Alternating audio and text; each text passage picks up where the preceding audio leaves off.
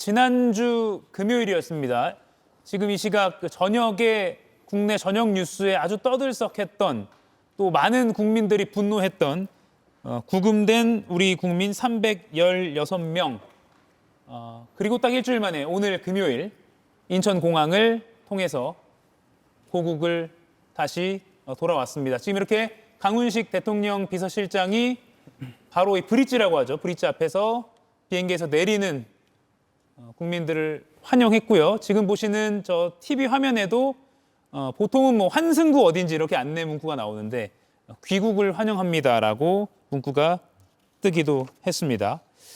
이동학 의원님, 네. 딱 일주일 전이에요. 그 뉴스 네. 보셨을 때 정말 좀 남대없다 싶으셨죠? 너무 충격스럽고 예. 당황스럽고 이것을 말로 표현하기가 굉장히 어려웠죠. 더더군다나 우리가 뭐 우방국가다. 그리고 동맹국가다. 이런 얘기 많이 하지 않았습니까? 예. 특히 뭐 혈맹이다 어쨌다 하면서 서로의 국가가 위기일 때 언제든지 서로 도와줘야 되는 그런 사이 아니었겠습니까? 그런데 이 미국의 요구가 있었고 미국의 요구로 인해서 우리나라의 상당수 기업들이 그곳에 가서 직접 공장을 짓고 거기에서 메이드 인 USA를 만들기 위해서 결국 그 환경을 조성하기 위해 갔던 것인데 예. 아무리 미국의 국내법 적용, 뭐 노동법이라든가 이런 걸 적용한다 손 치더라도 그리고 이민법과 관련된 거를 적용한다 손 치더라도 이것은 동맹에 대한 어떤 예우나 예의 차원이 확실하게 좀 넘어가 버린 것이 아닌가 이런 이제 생각도 들었고 예. 굉장히 많은 감정이 이제 같이 녹아 들어가 있었죠. 근데 그런 면에서 굉장히 서운한 감정도 있었고 미국과의 어떤 적대적 감정도 막 드러났던 거 사실입니다. 그럼에도 불구하고 오늘 저희 노동자들이 다시 잘 돌아오게 돼서 정말 천만다행이다 이런 생각을 하고 차제에 어찌됐건 정부에서도 이러한 문제가 다시 발생되지 않아야 된다라고 하는 것은 아마 책임감을 분명히 가지고 있을 것이고요. 또 그것이 사대주의나 혹은 미국의 어떤 요구에 그냥 불복하는 방식이 아니라 동맹국가 대 동맹국가 그냥 정확하게 국가 대 국가로 이러한 일들은 좀 냉철하게 좀 다시 돌아보고 점검할 필요가 있겠다 싶습니다. 예. 구금부터 오늘 귀국까지 일정을 정리를 좀 해봤는데요. 한번 같이 볼까요? 보시면 현지 시각 4일입니다. 국내 보도된 건 일주일 전 5일 이제 오후쯤이고요. 그리고 대통령실이 석방 교섭이 마무리됐다. 전세기가 출발할 것이다라고 했고 전세기는 이미 떠났는데 갑자기 트럼프 대통령이 무언가 계속 남으면 어떨까 이런 또 새로운 주장을 꺼내면서 탑승과 또 전세기 출발이 늦어지기도 했습니다. 송영훈 위원님, 많은 우여곡절이 있었어요, 일주일 사이에. 그렇습니다. 예. 참 우여곡절이 많았고 그래서 오늘 돌아온 국민들의 가족분들 예. 정말로 그동안에 노심초사하셨을 것 같습니다. 그리고 또 미국 현지에 구금되어 있는 동안 우리 국민들께서 느꼈을 그 충격과 막막함 네. 그런 것도 굉장히 많이 공감이 가거든요. 그런 점에서 우리가 짚어봐야 할 것은 이분들께서 무사히 돌아오셔서 굉장히 안도감이 듭니다만 동시에 우리가 그런 것을 피할 수 없었을까라는 부분 분명히 한번 짚어봐야 됩니다. 지금도 주밀대사가 공석이죠. 그리고 저 구금 사태가 있었을 당시에 애틀랜타 총영사, 애틀랜타 부총영사 모두 공석이었습니다. 사실 주밀대사, 주중대사, 주러대사, 주일대사가 동시에 공석인 상황이 지난 7월 중순에 발생하면서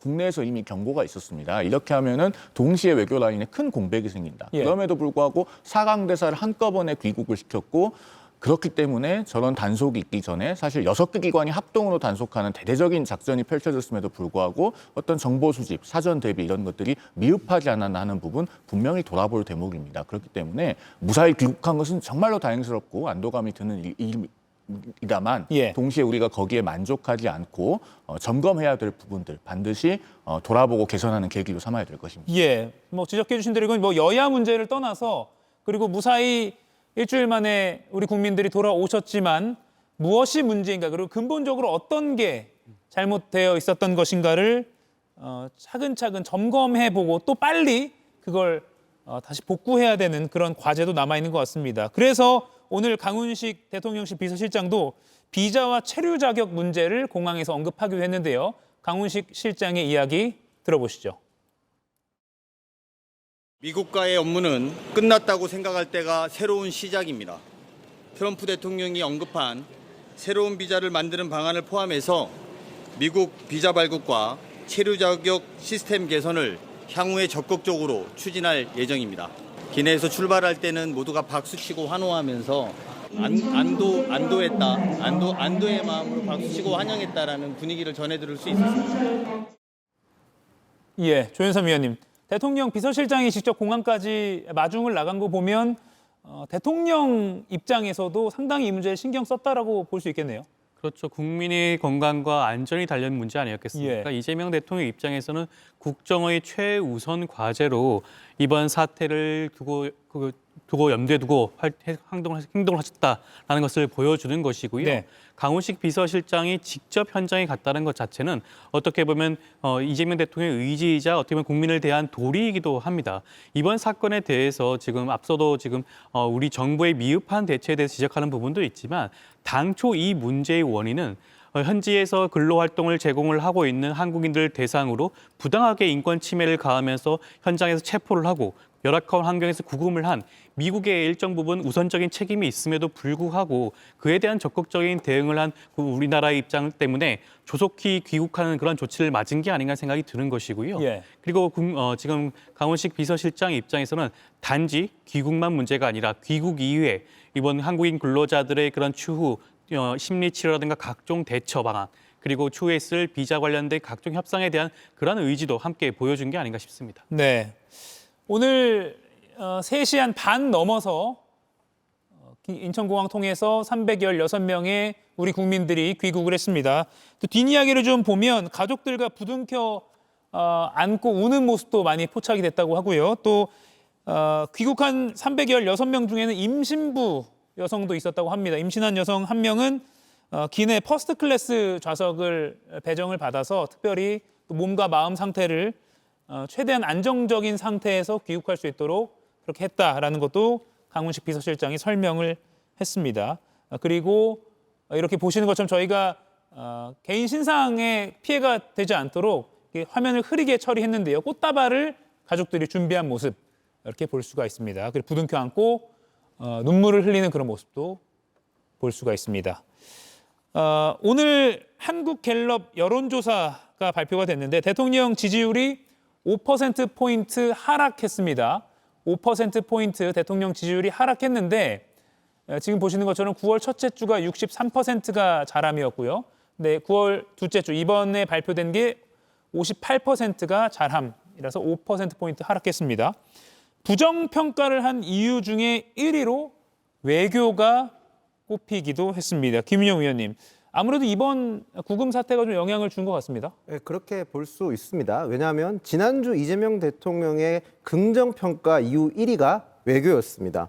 아무래도 방미 성과로 인해서 국민들께서는 이재명 대통령에 대한 지지율이 높았었고 거기다가 대통령실과 민주당에서도 이재명 대통령의 방미 성과에서 많은 홍보를 했기 때문에 국민들께서는 굉장한 기대치가 있었을 겁니다. 하지만 지난주에 실제로 국민들 눈에 보여진 것은 우리 기술자들이 수갑을 차고 쇠사슬로 족쇄까지 찬 실상이었지 않습니까? 그런 실상을 보고 오히려 반감하고 오히려 이재명 대통령의 첫 방미 성과에 대해서 의문점이 든 국민들이 분명히 있었고 그 의문점에 의해서 발생한 지지율 하락을 외교로 보는 것이 적합한 분석이라고 봅니다. 예, 오늘 귀국에 대해서 여야 반응도 나왔습니다. 김병기 민주당 원내대표는 돌아오는 국민께 심심한 위로를 보낸다. 제도적 보완책을 마련하겠다라고 했고요. 송원석 국민의힘 원내대표는 이재명 정권의 무능 외교 그리고 한미 동맹을 엉망진창으로 만들었다라고 비판하기도 했습니다. 이동학 위원님, 네. 국민의힘은 외교 참사라고 규정하고 이재명 정부의 책임론을 제기하고 있는데 뭐 책임을 이거는 왜 이재명 정부에 하냐, 트럼프에 해야 되는 거 아니냐 이런 반론도 있습니다. 그러니까 억지로 깐다라고 하는 느낌도 일단 들고 물론 국민들에 대한 무한 책임을 진다라고 하는 차원에서 이제 이 대통령께서 그런 책임 의식을 느끼고 있는 바도 있을 것이고요.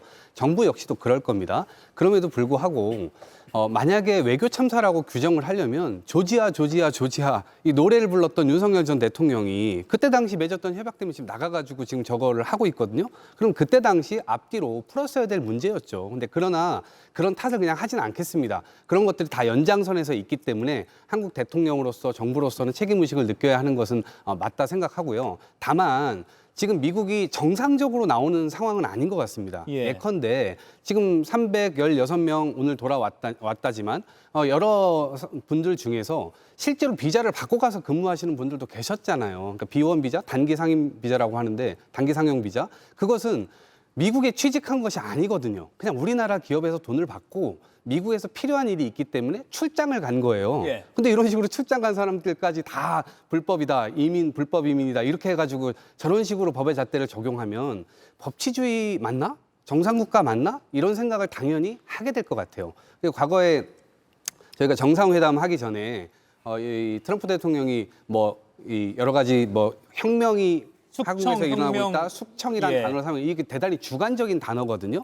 그러니까 누군가로부터 어떤 보고를 받았을 때 이것이 객관성을 담보하는 단어인지 아닌지 뭔가 이러한 그러한 판단 기능이 지금 무너져 있는 것 아닌지 우리가 알던 미국인가 아닌가 이런 것들이 지금 헷갈리는 일들이 막 벌어지고 있는 거거든요. 그래서 그런 차원에서 본다면 이런 문제가 생겼을 때 대통령을 비판해서 대통령 때문에 이 모든 것들이 일어났다라고 얘기를 하기에는 저는 국민적 지탄이 오히려 국민의힘에게 갈 가능성도 크다. 적어도 애민 정신이 있고 애국심이 있다면 이 부분에 관해서는 상식적이지 않은 미국을 오히려 더 비판해 주시는 게 오히려 더 맞지 않을까 싶습니다. 예, 송영훈 의원님. 이동학 의원님께서 그렇게 말씀을 하실 거면 적어도 전 정부에 대해서 팩트와 다르게 책임을 전가하는 것도 지양하셔야 되지 않을까 하는 생각이 듭니다. 이 비자 문제는 비단 윤석열 정부만 해결하지 못하는 것이 아닙니다. 물론 해결했으면 좋았겠죠. 2023년부터 대한민국은 미국의 최대 투자국입니다. 그러니까 해결했으면 좋았겠지만 2012년부터 우리가 줄기차게 이 비자 문제를 해결하기 위해서 입법 지원을 해왔습니다. 대한민국이 그동안에 그 입법 지원 활동을 위해서 쓴 돈이 550만 달러나 돼요. 파트너 위스 코리아 액트라고 해서 한국과의 파트너법을 통해서 비자 쿼터를 받고자 했습니다. 13년 동안 계속 미국에서 법안은 발의되지만 통과되지 않아서 실패를 해왔죠. 그러면은 자 트럼프 2기 행정부의 외교 노선은 1기 때와 많이 다릅니다. 1기 때는 한미 FTA를 개정을 했지만 지금은 아예 FTA를 무시하잖아요. 그런 미국의 정책 노선이 완전히 바뀐 것을 알고 있다면 재외공관장의 공백을 그렇게 쉽게 야기하지 말고 좀 더 신경 써서 그리고 더 연속성 있게 인사를 했어야 됩니다. 적어도 후임 주밀대사가 아그레망 받을 때까지는 전임자를 남겨놓는다든가 애틀랜타 총영사, 부총영사 한꺼번에 다 공석으로 만들지 않는다든가 이런 부분을 할 수 있었죠. 하지 예. 못했기 때문에 정보 수집도 제대로 되지 않았고 대처가 신속하지 못했다라고 하는 부분을 야당에서 분명하게 지적을 하는 것입니다. 아, 네. 조윤선 의원님, 반론. 일단 물론 그런 부분도 지적을 할 수는 있겠지만 어떻게 보면 외교 당국, 미 정부 입장에서도 이러한 일이 발생할 줄 예상을 못하는 일 아니겠습니까? 지금 미국 정부 입장에서는 이 트럼프 대통령이 연간 100만 명의 그런 불법 체류자를 추방하겠다는 그런 공약을 내세운 상황입니다. 이민 당국에서 트럼프 정부와 제대로 된 상의 없이 이러한 일이 발생했다고 한다면 우리나라 입장에서도 이 부분을 적극적으로 대응하기가 쉽지는 않았겠죠. 사전에 이러한 정보를 확보하기가 쉽지가 않았을 수도 있는 부분입니다. 그러한 부분들에 대해서 너무나 미국이 아닌 한국의 책임만을 돌린다는 자체가 좀 국익에 부합하지 않는 그러한 주장이 아닌가 생각이 드는 것이고요. 그리고 말씀하신 애틀랜타 총영사 같은 경우에는 이재명 정부에서 따로 임명을 하지 않았다기보다는 오히려 정년 퇴임을 하신 상황입니다. 퇴임을 하고 후임이 아직 임명이 되지 않은 상황일 뿐이에요. 조만간 임명이 진행이 될 예정이고요. 그리고 아그레망 같은 경우에도 미국 대사의 경우에도 미국 정부에서 그 부분이 빨리 해결이 되지 않고 있는 부분입니다. 한국 정부에서 그 부분을 적극적으로 재촉을 하고 있지만 아직까지 미국 정부에서 그 부분이 해결되지 않는 부분에 대해서 모든 것들을 우리나라에게만 책임을 돌린다는 것도 문제가 아닌가 생각이 듭니다. 예. 가디언의 보도에 따르면 구금된 우리 국민 중에 보면 아까 이동학 의원이 말한 것처럼 구금될 이유가 없는 사람까지 그냥 무자비하게 다 들어간 경우가 있었다. 그래서 이민 심사관이 당신은 비자가 정상적인데 왜 여기 들어와 있느냐라고 되물은 일까지 있었다라고 보도된 걸 보면 원인도 원인이지만 이 체포 과정이나 구금 과정이 사실 국내 기준에서 보면 좀 상식적이지 않은 부분도 있었다라고 해석하는 것이 뭐 여야 의견을 떠나서요 맞는 것 같고요. 또 쇠사슬로 양팔과 양다리까지 묶어서 범죄자 취급하면서 버스에 태웠어야 하느냐에 대해서는 그 잔상이 우리 국민들에게 지금 시청자 여러분께도 오랫동안 좀 남지 않을까 싶습니다. 이가혁 라이브를 시청해 주셔서 고맙습니다. 이가혁 라이브는 평일 오후 5시 TV와 유튜브로 실시간으로도 함께 하실 수 있습니다.